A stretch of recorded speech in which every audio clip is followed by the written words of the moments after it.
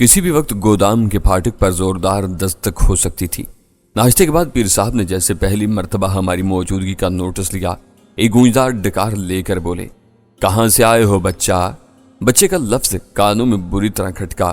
پیر صاحب کی عمر مبارک اتنی نہیں تھی کہ وہ ہمیں اور خاص طور پر زرین گل کو بچہ کہہ سکتے۔ زرین گل سے 5-6 برس ہی بڑے ہوں گے وہ۔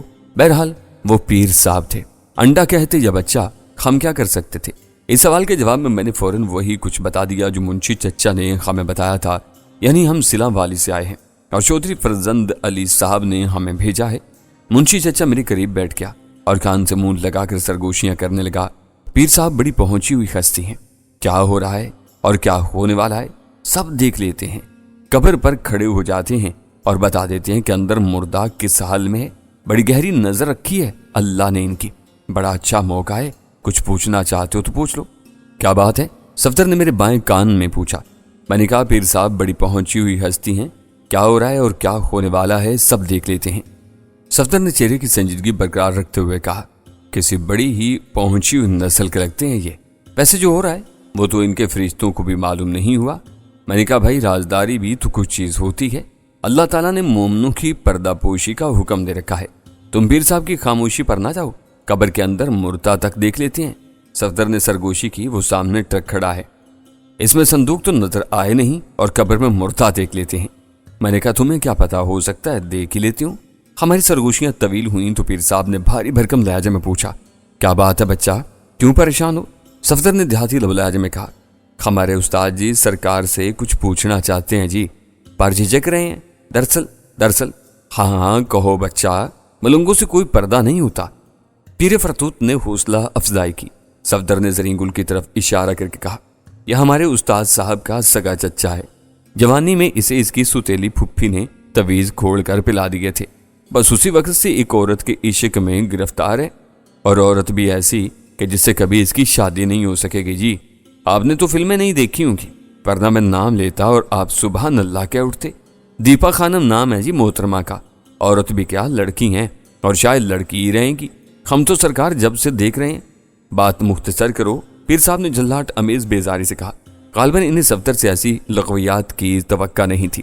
بس جی سرکار، ہمارے استاد جی ہر وقت اپنے چچا کی طرف سے پریشان رہتے ہیں، برادری کے رواج کے مطابق جب تک چچے کی شادی نہیں ہوگی نا ان کا راستہ نہیں کھلے گا۔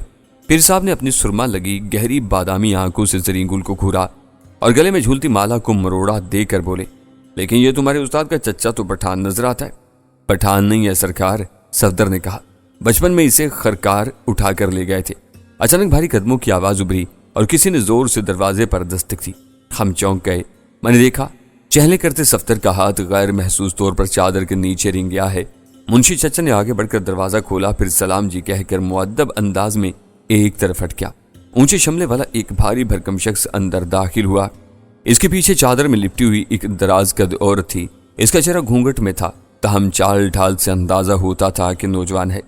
دونوں نے بڑے احترام کے ساتھ پیر فرتوت کو سلام کیا۔ منشی چچا نے ہاتھ کے تیز اشارے سے ہمیں سمجھایا کہ ہم کمرے سے باہر آ جائیں۔ ہم نے فوراً اس ہدایت پر عمل کیا اور منشی چچا کے انداز میں الٹے قدموں چلتے کمرے سے نکل آئے۔ وہ ہمیں ایک حال نما اسٹور سے گزار کر ایک دوسرے کمرے میں لے آیا۔ یہاں موٹے بان کی چند چارپائیاں پڑی تھیں اور بستر بکھرے ہوئے تھے۔ منشی چچا نے بتایا کہ اس کا نام مختار احمد ہے اور وہ اس گودام کا حساب کتاب رکھتا ہے۔ اس کی باتوں سے پتہ چلا کہ ابھی پیر صاحب کے در پر حاضری کے لیے آنے والا جوڑا اسی گاؤں کا تھا۔ مرد کھاتا پیتا زمیندار تھا اور اپنی تیسری بیوی کو سلام کے لیے پیر صاحب کے پاس لایا تھا۔ میں نے منشی مختار سے پوچھا کہ سب گھر والے شادی پر گئے ہیں تو ملک صاحب کی بیٹی یہاں کیسے ہے؟ منشی مختار نے کہا جس گھر میں بیٹی کی شادی ہے اسی گھر میں ایک ہفتے بعد ہماری دھی رانی ووٹی بن کر جا رہی ہے۔ نمبردار فخر کے پتر سے شادی ہو رہی ہے ہماری سلما کی، اس لیے گھر والے اسے یہاں چھوڑ گئے ہیں۔ لڑکی کی عمر کم تھی، اس کی شادی کا سن کر ہمیں حیرانی ہونی چاہیے تھی لیکن نہیں ہوئی۔ وہ جس طرح کراچے بھرتی اور آنکھیں مارتی پھرتی تھی اس کی شادی ہو ہی جانی چاہیے تھی۔ ملک اور ملکانی سے ملے بغیر ہی مجھے ان کی دانائی پر یقین آ گیا۔ ابھی ہم منشی مختار سے باتیں کر ہی رہے تھے کہ سلما کمرے کی طرف سے آتی نظر آئی۔ اس کا دوپٹہ پاؤں میں لٹک رہا تھا اور چہرے پر شدید گھبراہٹ کے آثار تھے۔ اس نے دروازے پر پہنچ کر منشی چچا کو آواز دی۔ منشی جلدی سے اٹھ کر باہر نکل گیا۔ وہ دونوں ایک ستون کے پاس کھڑے ہو کر سرگوشیوں میں باتیں کرنے لگے۔ سلما بار بار گودام کے احاطے کی طرف اشارہ کر رہی تھی۔ اس کی آنکھیں خوف سے کشادہ تھی اور سیب کی مانند سرخ رخسار زرد ہو رہے تھے۔ صفدر نے چادر کے نیچے ریوالور پر اپنی گرفت مضبوط کر لی۔ میں اور سنی گل بھی پوری طرح چکس ہو گئے۔ خطرے کی چاپ ہمیں بہت نزدیک سے آ رہی تھی۔ منشی مختار نے حوصلہ دینے والے انداز میں سلمہ سے کچھ کہا، پھر اینک درست کرتا ہوا ہماری طرف آیا۔ اسے معلوم نہیں تھا کہ ہم کھڑکی سے سب کچھ دیکھ رہے ہیں۔ کمرے میں آ کر اس نے ہم تینوں کو بڑے غور سے دیکھا۔ اس کی آنکھوں میں گہری سنجیدگی کروٹیں لے رہی تھی۔ مجھ سے کہنے لگا، تمہارا کوئی چوتھا ساتھی بھی ہے؟ نہیں تو، میں نے اور صفدر نے ایک ساتھ کہا۔ پھر ٹرک کی چھت پر کون ہے؟ ٹرک کی چھت پر؟ میری حیرت دو چند ہو گئی۔ اتنے بھولے کیوں بن رہے ہو؟ منشی نے سختی سے کہا۔ جو بات ہے صاف صاف بتاؤ، کسی کو ٹکر ماری ہے؟ کس کی بات کر رہے ہو منشی جی؟ میری تو سمجھ میں کچھ نہیں آ رہا، میں نے کہا۔ وہ بولا، تمہارے ٹرک کی چھت پر بندہ لہولوان پڑا ہے اور تمہیں پتا ہی نہیں؟ ہم نے حیرت سے ایک دوسرے کو دیکھا۔ میں تیز تیز قدم اٹھاتا احاطے کی طرف بڑھا۔ لڑکی جلدی سے سمٹ کر ایک طرف ہوگی۔ اس کی چنچل آنکھوں میں ہمارے لیے طے میز بیگانگی نظر آ رہی تھی۔ پہلو کی سیڑھی سے میں ٹرک پر چڑھا، ادھر ادھر نگاہ دوڑائی اور پھر سناٹے میں رہ گیا۔ ڈرائیونگ کیبن کی چھت پر ایک لوہولوان خانہ بدوش بے سود پڑا تھا۔ مجھے صرف اس کی پشت نظر آ رہی تھی۔ اس کے جسم تلے ایک ٹوٹی ہوئی برچھی دبی تھی اور سر کے پچھلے حصے میں گہرا زخم نظر آ رہا تھا۔ میری نگاہوں میں وہ منظر گھوم گیا جب 6-7 گھنٹے پہلے ہم چٹے پل کی حویلی سے نکلے تھے اور بپھرے ہوئے خانہ بدوش چیلوں کی طرح ہمارے ٹرک پر جھپٹے تھے۔ ایک کلہاڑی بردار تو کیبن میں گھسایا تھا اور صفدر نے اسے بمشکل نیچے پھینکا تھا۔ یقیناً یہ شخص بھی انہی میں سے ایک تھا۔ میں نے دیکھا اس کی ران سے خون بہہ بہہ کر ایک میلے کچیلے گدے میں جذب ہوتا رہا تھا۔ یقینی طور پر یہ گولی کا زخم تھا اور یہ گولی اس کے اپنے ساتھیوں ہی کی چلائی ہوئی تھی۔ چھت پر چڑھ کر میں نے اسے سیدھا کیا۔ وہ جھاڑ جھنکاڑ داڑھی والا 40-45 سالہ شخص تھا۔ رنگ عام خانہ بدوشوں کی نسبت صاف تھا۔ کانوں میں مرکیاں، ہاتھ میں کڑا، پاؤں میں ایک خستہ حال گرگابی۔ وہ تہہ بند قمیص اور لنڈے کی جرسی پہنے ہوئے تھا۔ اب صفدر بھی چھت پر چڑھایا تھا اور حیرت سے اس بلائے ناگہانی کو دیکھ رہا تھا۔ میں نے اس کی نبضیں ٹٹولی، پھر صندوق جیسے سینے سے کان لگایا۔ وہ زندہ تھا۔ میرے خیال میں گولی لگنے کے بعد وہ گنوں کے ڈھیر سے کیبن کی نسبتاً نیچی چھت پر گرا تھا اور اس کا سر چھت کے خمدار اینگل آئرن سے ٹکرایا تھا۔ اس کی فوری بے ہوشی کا سبب بھی یہی چوٹ تھی۔ گرنے کے دوران ہی برچی کا دستہ اس کے بھاری بھرکم جسم کے نیچے آیا تھا اور 2 ٹکڑے ہو گیا تھا۔ اب اس شخص کو ٹرک سے نیچے لانے کا مسئلہ تھا۔ میں نے صفدر کی مدد سے اسے بمشکل کندھے پر لادا اور سیڑھی اتر کر نیچے آ گیا۔ ہم اسے کمرے میں لائے اور فرش پر بچھی چٹائی پر لٹا دیا۔ منشی مختار اور سلمہ نامی لڑکی دونوں جواب طلب نظروں سے ہماری طرف دیکھ رہے تھے۔ میں نے کہا، منشی جی، ہم بڑی سے بڑی قسم کھا سکتے ہیں، ہمیں اس شخص کے بارے میں کچھ پتا نہیں۔ اگر ہم نے اسے زخمی کیا ہوتا تو یہاں کیوں لاتے؟ راستے ہی میں کہیں پھینک آتے یا ٹرک میں کہیں اس طرح چھپاتے کہ کسی کو نظر نہ آتا۔ یہ چھت پر پڑا تھا اور ارد گرد کے کسی مکان کی چھت سے نظر آ سکتا تھا۔ میرا خیال ہے چھوٹی بی بی نے بھی اسے چھت ہی سے دیکھا ہے۔ کیوں بی بی؟ میں نے لڑکی سے پوچھا۔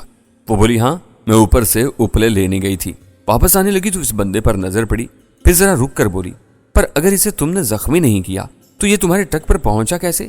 صفدر بولا، یہی بات تو ہمیں حیران کر رہی ہے۔ میں نے کہا، کہیں یہ کوئی گودام کی چھت پر سے تو ٹرک پر نہیں کودتا؟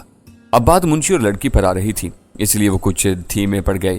منشی بولا، اس پنڈ کے آلے دوالے تو دور دور تک کوئی خانہ بدوش نہیں ہے، نہ ہی ہم نے کبھی کوئی ایسی شکل یہاں دیکھی ہے۔ یہ سوغات تم ہی کہیں سے لے کر آئے ہو؟ میں نے زخمی کا تہبند کھولنے کے لیے ہاتھ بڑھایا تو لڑکی خود ہی باہر کھسکی۔ نامعلوم خانہ بدوش کے ران میں گولی لگی تھی، مگر ایسے ڈھنگ سے لگی تھی کہ گوشت پھاڑ کر دوسری طرف سے نکل گئی تھی۔ زخم گھٹنے سے قریباً 4 انچ اوپر تھا، ہڈی نقصان سے محفوظ رہی تھی۔ منشی باہر گیا اور زخموں پر لگانے والا پاؤڈر لے آیا۔ کمرے میں موجود ایک لحاف سے ہم نے کچھ روئی نکالی اور زخم پر اس طرح پٹی لپیٹ دی کہ خون رسنا بند ہو گیا۔ سر کے زخم کو بھی اسی طرح طبی امداد فراہم کر دی گئی۔ منشی کوئی چیز لینے کمرے سے باہر گیا تو صفدر نے جلدی جلدی زخمی کی تلاشی لی۔ یہ تلاشی سود مند ثابت ہوئی اور اس شخص کے لباس سے ایک کھلا ہوا کمانی دار چاقو برآمد ہوا۔ یہ چاقو صفدر نے زرین گل کے حوالے کر دیا۔ منشی چند منٹ بعد واپس آ گیا۔ وہ کچھ گھبرایا ہوا تھا، کہنے لگا، یہ تو پولیس کیس ہے، اگر اس بندے کو کچھ ہو گیا تو تمہارے ساتھ ساتھ ہم بھی پھنس جائیں گے۔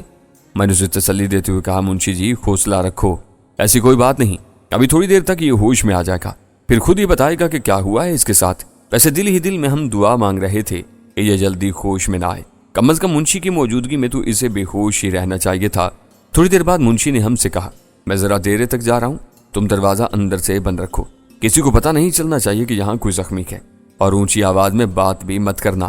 اس کمرے کے بالکل پیچھے پیر صاحب کا کمرہ ہے، وہ وظیفے پر بیٹھے ہوئے ہیں اور ایسی حالت میں ان تک کوئی آواز نہیں پہنچنی چاہیے۔ میں نے کہا، تم بے فکر رہو منشی جی، منشی کے جانے سے جہاں ہمیں تسلی ہوئی وہاں کچھ فکر بے لاحق ہو گئی۔ خاص طور پر صفدر اور زرین گل پریشان نظر آ رہے تھے۔